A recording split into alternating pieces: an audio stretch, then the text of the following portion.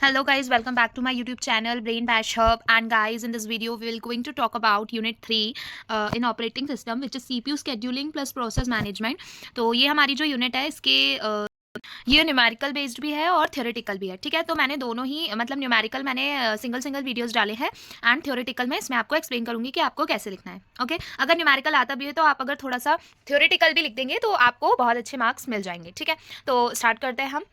तो सबसे पहला जो है हमारे उसमें ये टॉपिक्स कवर्ड होने वाले हैं: process and components, PCB, scheduler, CPU scheduling criteria, threads, paging and segmentation, fragmentation और मैग्नेटिक टेप मेमोरी. ठीक है, ये इसमें करवाऊंगी, मैं आपको एक्सप्लेन करूंगी.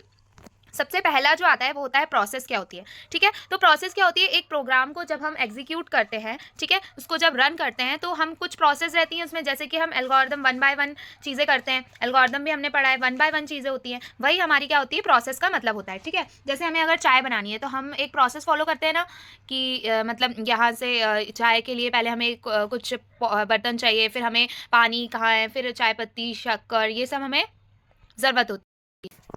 ओके, तो इसमें यही लिखा है: a process is a program in execution. It is an active entity that carries out the instructions of computer program and represent a basic unit of work. ठीक है, हम कुछ इनपुट देते हैं, हमें आउटपुट मिलता है. तो वही प्रोसेस है कि अगर हम, जैसे मैंने टी वाला एग्जाम्पल दिया चाय का, तो हम कुछ बर्तन रखते हैं, फिर उसमें पानी डालते हैं, फिर उसके बाद उसमें चाय पत्ती डालते हैं, शक्कर डालते हैं, अदरक डालते हैं, देन उसके बाद हम उसमें मिल्क डालते हैं. तो हमने कुछ इनपुट्स दिए, तब हमें क्या बन के मिलती है? चाय.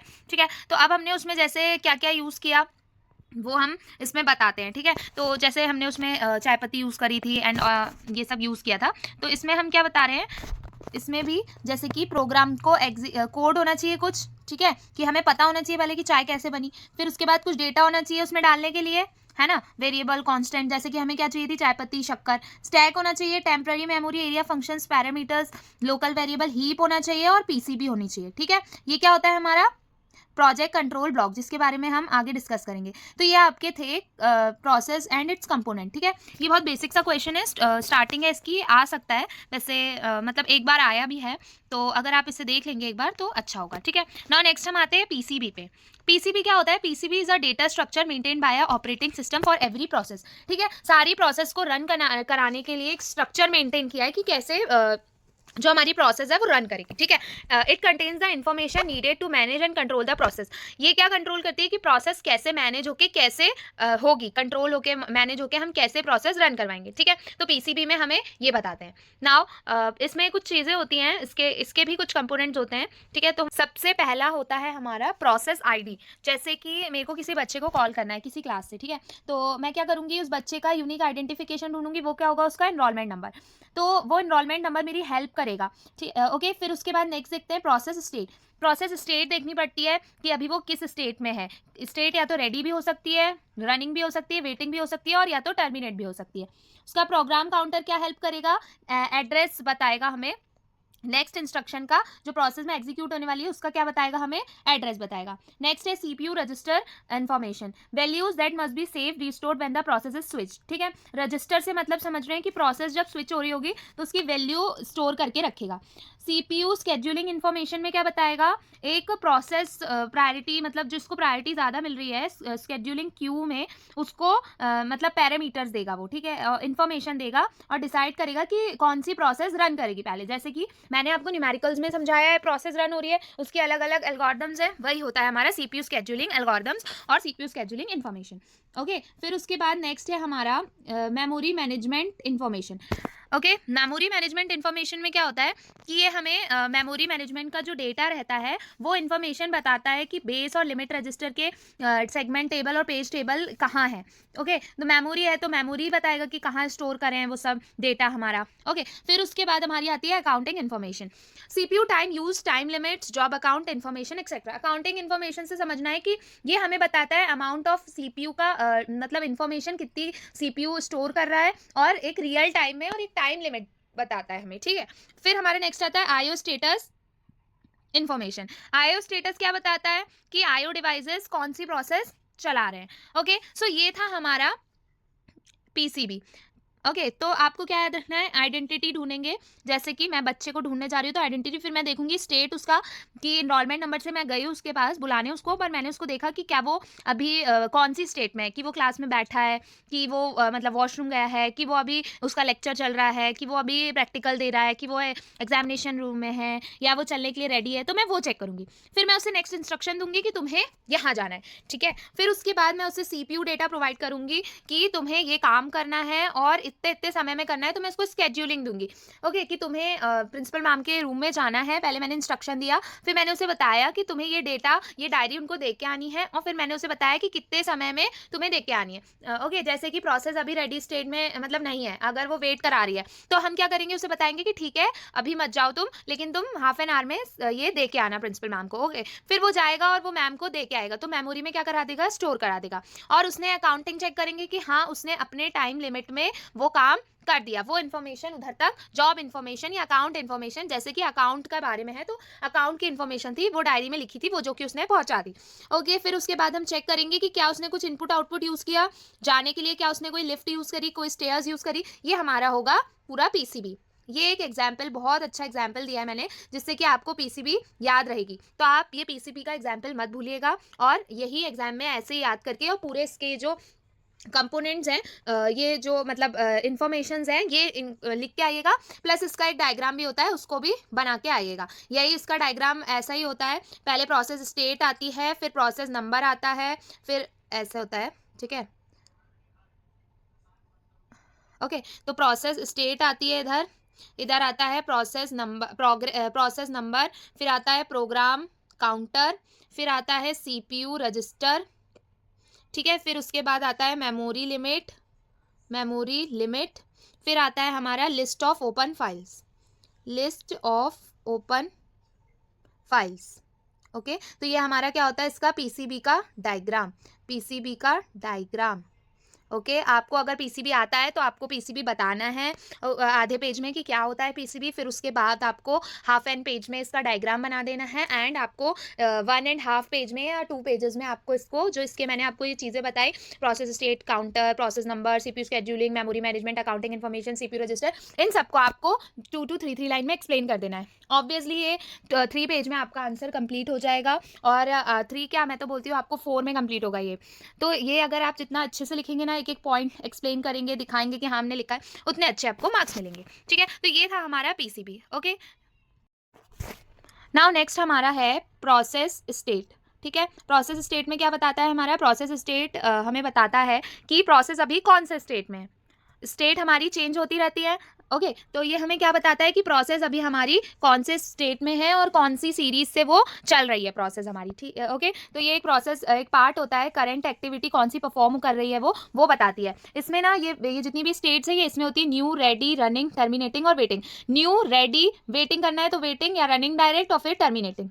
ओके तो ये हमारी क्या होती है, ये हमारी होती है प्रोसेस स्टेट। तो नेक्स्ट है न्यू, न्यू का मतलब क्या होता है, the process is being created. Okay process क्या हो गई, क्रिएट हो गई, पर अभी रन नहीं हुई है। और नेक्स्ट है process is waiting in the ready queue for CPU allocation, CPU के का वेट कर रही हो कि उसे सीपीयू मिले। फिर प्रोसेस क्या कर गई, रन कर गई। और अगर प्रोसेस का वेटिंग है तो जब तक पहली वाली प्रोसेस नहीं कंप्लीट होती तब तक हम दूसरी रन नहीं कर सकते।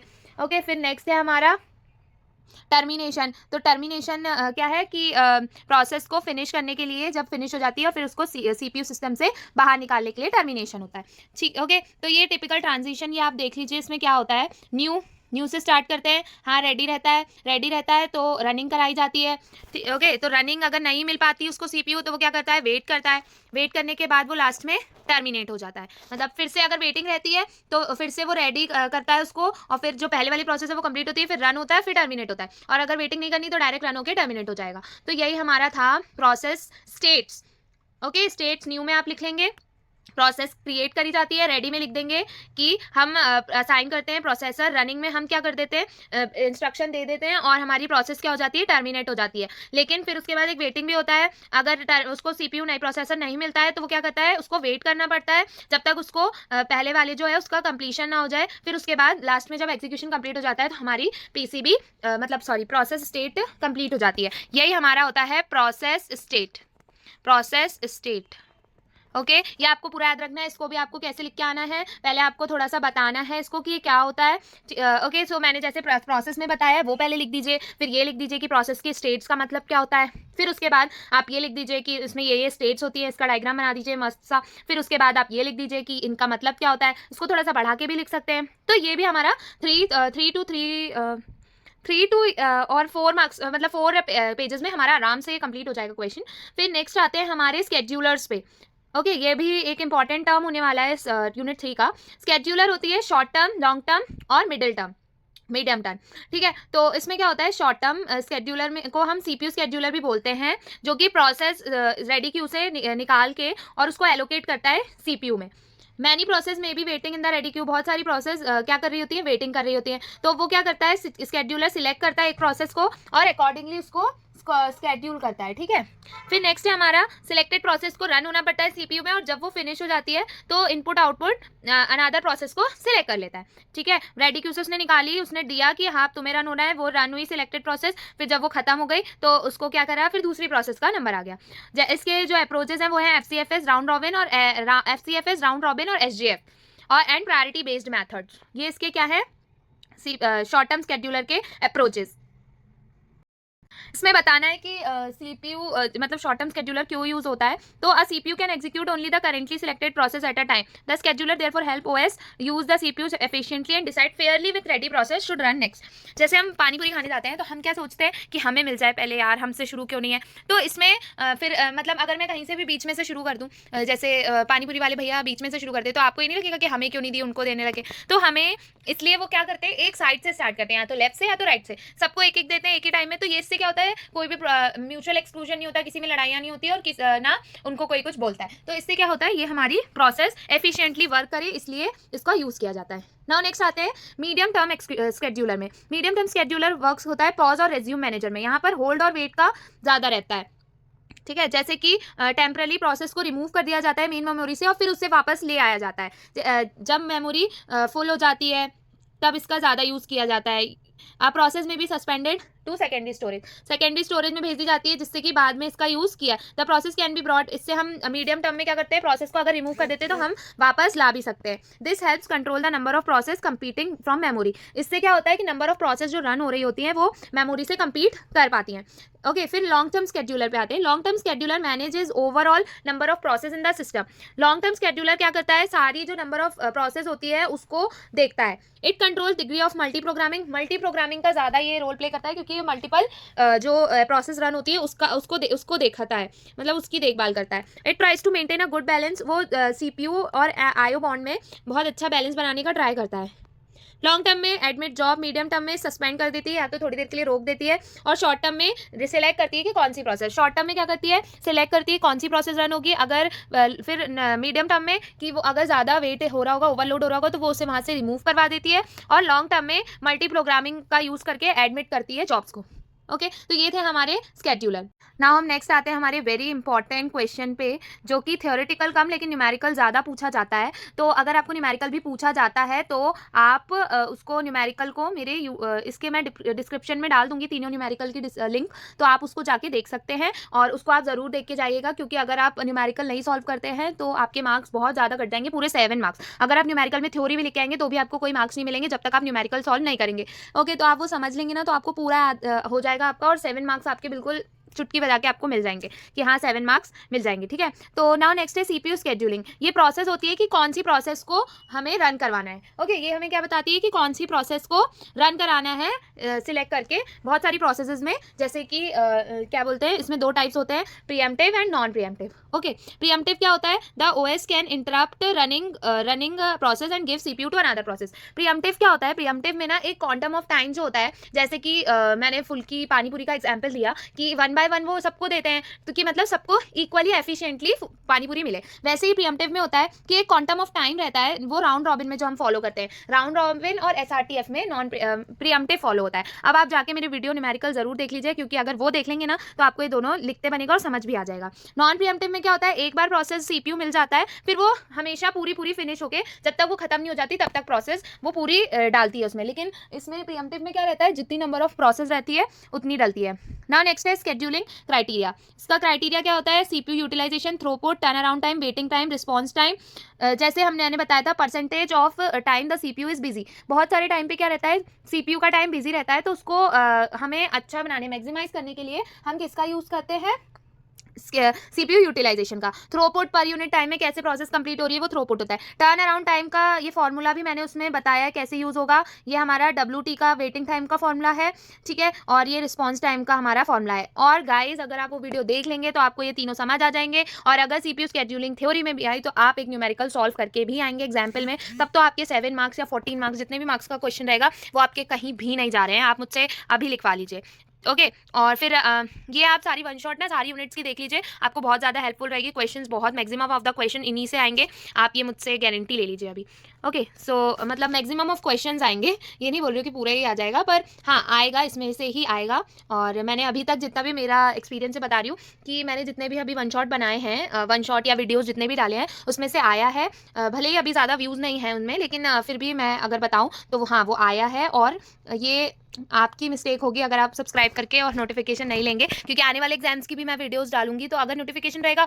तो आपको मिलते जाएगा नोटिफिकेशन। सब्सक्राइब कर लेंगे तो अगर आप कुछ सर्च भी करते हैं इन फ्यूचर तो आपका मेरा वीडियो सबसे पहले ही आ जाएगा, ओके। सो ये आपके लिए था। नाउ नेक्स्ट है, ये एग्जाम लाइन के बेस पे लिखा है कि गुड स्केड्यूलिंग एल्गोरिदम एम करता है हाई CPU यूटिलाइजेशन, थ्रूपुट। इसमें क्या क्या होना चाहिए? टर्न अराउंड टाइम होना चाहिए, वेटिंग टाइम, रिस्पॉन्स टाइम सब अच्छा होना चाहिए। सबसे पहला स्केड्यूलिंग एल्गोरिदम होता है FCFS। FCFS का मतलब क्या होता है? First come first serve, okay. इसका क्वेश्चन यूनिट 2 में है, मैं उसको एक्सप्लेन कर दूंगी। न्यूमेरिकल्स तो मैं सारे अलग ही वीडियोस में दूंगी, इसमें सिर्फ वन शॉट रहेगा। वन शॉट में सिर्फ आपको डिफाइन एंड ये सब मिलेगा, न्यूमेरिकल मैं डिफरेंट वीडियोस में दूंगी, उसका लिंक मैं डिस्क्रिप्शन में डाल दूंगी, आप लोग उसको जाके देख सकते हैं, जो कि मैंने कल रात में ही पोस्ट कर दी थी ना। FCFS का जो जॉब पहले आएगी उसी को फर्स्ट सर्व किया जाएगा। फर्स्ट कम फर्स्ट सर्व मतलब जैसे हम रेलवे लाइन में खड़े रहते हैं, तो अगर मैं पहले गई उधर तो मुझे पहले ही टिकट मिल जाएगा। इसका टाइप कैसा होता है? नॉन प्रीएम्प्टिव होता है। एडवांटेज ये बहुत ईजी इंप्लीमेंट हो जाती है। और लॉन्ग प्रोसेस, इसका डिसएडवांटेज होता है कि लॉन्ग प्रोसेस के लिए बहुत टाइम लगता है एक एक प्रोसेस रन करने में, ठीक है। तो FCFS में कुछ नहीं करना रहता है, बस डायरेक्ट प्रोसेस, जो प्रोसेस पहले आई है बस उसको आपको गैंट चार्ट में डालना रहता है। फिर नाउ नेक्स्ट आते हैं हम ये 7 मार्क्स में अगर आ गया FCFS तो आपको डेफिनेशन, वर्किंग कैसे करता है, गैंट चार्ट बना दो, एडवांटेज डिसएडवांटेज, और कंक्लूजन लिखना हो तो लिखो, वैसा ऑप्शनल है, लेकिन अगर आपको है कि हाँ पेज भरे या अच्छा आंसर दिखे तो आप लिख सकते हैं। नाउ नेक्स्ट है SGF। SGF आपको न्यूमेरिकल मैंने पूरा समझा दिया है, इतने ईजी वे में समझाया कि अगर आप वो वीडियो देख लोगे तो आपको भी समझ आ जाएगा, ओके। और ये क्या होता है? नॉन प्रीएम्प्टिव होता है SGF, can give very low average waiting time, और लॉन्ग प्रोसेस के लिए शॉर्ट जॉब आ सकती है, मतलब लॉन्ग जब प्रोसेस बड़ी होती है तो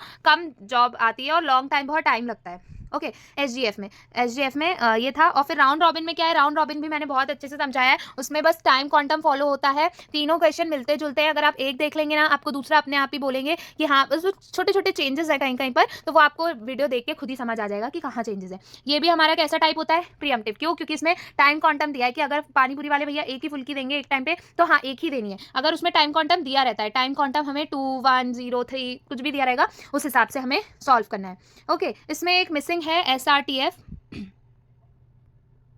SRTF में क्या होता है कि SRTF में भी टाइम क्वांटम ही फॉलो होता है, लेकिन 1 बाय 1 हम उससे फॉलो करते हैं। आप वीडियो जाके देख लीजिए तो आप अपने आप ही लिख पाएंगे उसे, ओके। ये SGF का, it is SGF pre-emptive version, okay.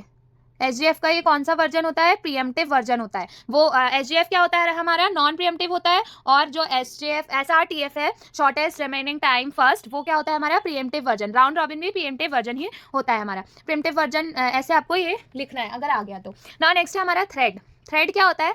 मतलब छोटी छोटी प्रोसेस होती हैं जो कि लाइट वेट की होती हैं और वो मतलब एग्जीक्यूशन के टाइम पे काम आती है। इसमें क्या 3 चीज़ें यूज होती है? स्टैक, रजिस्टर और प्रोग्राम काउंटर, जो कि हम आगे भी पढ़ चुके हैं। प्रोग्राम काउंटर है तो क्या रखेगा? नेक्स्ट इंस्ट्रक्शन का ट्रैक रखेगा कि कब वो रन होने वाली है। रजिस्टर क्या करेगा? वैल्यू स्टोर करके रखेगा। और स्टैक क्या करेगा? लोकल वेरिएबल को टेम्पररी मतलब इंफॉर्मेशन देगा स्पेसिफिक थ्रेड की। थ्रेड के 2 टाइप्स होते हैं, कर्नल यूजर लेवल और कर्नल लेवल थ्रेड, ठीक है। यूजर लेवल थ्रेड क्या होता है? यूजर लेवल थ्रेड लाइब्रेरीज को फॉलो करता है, मैनेज करता है, rather than directly the OS। Fast to create and manage, easily जल्दी से क्रिएट हो जाता है और मैनेज कर सकते हैं। OS में not be aware of each individual user thread, और OS इसके बारे में अवेयर नहीं रहता है। कर्नल थ्रेड में क्या होता है? डायरेक्टली ऑपरेटिंग सिस्टम से ये मैनेज कर लेता है, लेकिन यूजर लेवल नहीं करता। OS को स्केड्यूल थ्रेड्स में एक एक करके देना पड़ता है और मैनेजमेंट इसके थोड़ा स्लो होता है। In comparison of user level. Process का वर्सेस थ्रेड में अगर आ जाता है तो आपको ये लिखना है, इसमें हैवी वेट होता है, लाइट वेट, इसकी खुद की मेमोरी होती है और ये शेयर करता है, ये कॉस्टली होता है, ये चीपर होता है। ये डिफरेंस बिटवीन थे इसके कुछ। नाउ नेक्स्ट हम आते हैं पेजिंग पे। पेजिंग एक मेमोरी मैनेजमेंट टेक्निक होती है in which process and main memory are divided into fix size block. Okay, paging में क्या होता है कि प्रोसेस ऑफ मतलब जितनी भी मेमोरी में जो टेक्निक्स होती हैं उनको कैसे हम फिक्स साइज में बांटा गया है उसको।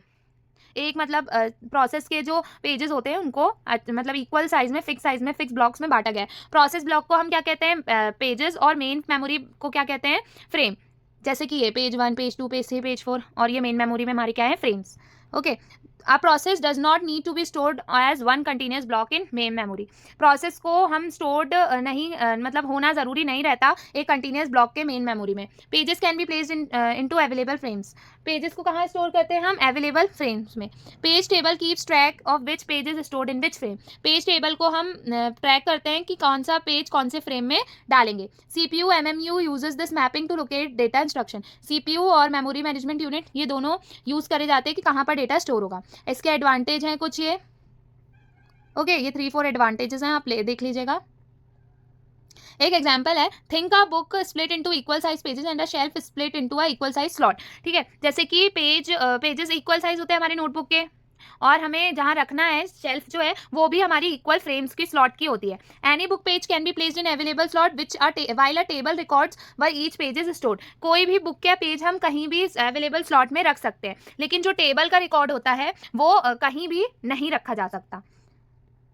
नाउ नेक्स्ट है हमारा segmentation. Segmentation memory management technique होती है जिसमें हम वेरिएबल साइज की लॉजिकल सेक्शंस को, वेरिएबल साइज के जो होते हैं उसको सेगमेंट कहते हैं, जैसे कि कोड, डेटा, स्टैक और हीप। ये हमारा होता है सेगमेंटेशन, और ये हमारी सेगमेंटेशन टेबल है। ओके, फिर ईच सेगमेंट का खुद का साइज होता है, सेगमेंट को अपना रिकॉर्ड रहता है, ट्रैक करता रहता है, और मेमोरी एड्रेस को भी हम सेगमेंट के उससे। एक होता है fragmentation. Fragmentation means memory space is wasted because of inefficient allocation. उसमें क्या होती है, मेमोरी स्पेस वेस्ट होती है इनएफिशिएंट एलोकेशन के कारण। नाउ नेक्स्ट आते हैं पेजिंग और सेगमेंटेशन में। इसके फिक्स साइज होते हैं, इसके वेरिएबल साइज होते हैं। Mainly focus on physical memory, और ये सबसे ज़्यादा लॉजिकल प्रोग्राम स्ट्रक्चर पे फोकस करता है। ये पेजेस और फ्रेम का यूज़ करता है, ये सेगमेंट्स का और सेगमेंट टेबल का, और ये इंटरनल फ्रेगमेंटेशन होता है और उसमें एक्सटर्नल होता है। ओके, तो ये आपको याद रखना है। नाउ नेक्स्ट है हमारा लास्ट टॉपिक है, ये है हमारा memory magnetic tape, now next है हमारा magnetic tape memory. Magnetic tape memory क्या होती है, एक स्टोरेज मीडियम होती है जो हमारे डेटा को स्टोर करके रखती है long strip plastic tape coated magnetic material में। ओके, मैग्नेटिक टेप से समझ ही आ रहा है।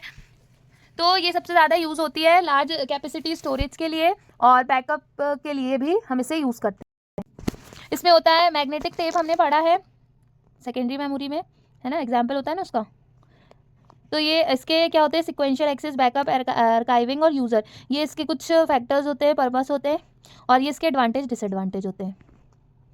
ये मैग्नेटिक टेप में हमें याद रखना है, हाई कैपेसिटी होता है, कम कॉस्ट होता है, बैकअप को रखती है और सिक्वेंशियल एक्सेस में रखती है। ये 4 चीज़ें अगर पढ़ लेंगे तो हमें समझ आ जाएगा कि क्या था। कुछ इस तरीके से आप अगर पेपर में लिख के आते हैं तो आपको बहुत अच्छे मार्क्स मिलेंगे। ओके, और ये फॉर्मूलेज आप बिल्कुल मत भूलिएगा, ये सबसे इंपॉर्टेंट है। अगर न्यूमेरिकल आ गए, क्या गए, आएगा ही न्यूमेरिकल। ओके, सो ये इंपॉर्टेंट है, न्यूमेरिकल तो आता ही है, कब कौन सी प्रोसेस रन हुई उसका। ये सारी प्रोसेसेस आप बार बार रिवाइज करिएगा, और यही था हमारा यूनिट 3 का one shot. Thanks for watching, और like subscribe my channel. And सबसे मेन सब्सक्राइब करने का इंपॉर्टेंस है कि आपको बार बार नोटिफिकेशन मिलता रहेगा। जब भी मैं कुछ डालूंगी वीडियोज़, तो आपको सब्सक्रिप्शन का मतलब नोटिफिकेशन आ जाएगा कि हाँ, मैंने ब्रेन बैश हब में डाला है कुछ, और फिर उसके बाद आप वीडियो देख सकते हैं। लाइक सब्सक्राइब करेंगे, और मुझे कमेंट्स में पेपर के बाद ज़रूर बताएंगे कि पेपर कैसा आया था, प्लस आपने क्या क्या किया उसमें। ओके, और इससे रिलेटेड था कि नहीं जो मैंने बताया, वो भी आप रिव्यू देंगे कि हाँ मेरे वन शॉट हेल्पफुल थे। Thanks for watching.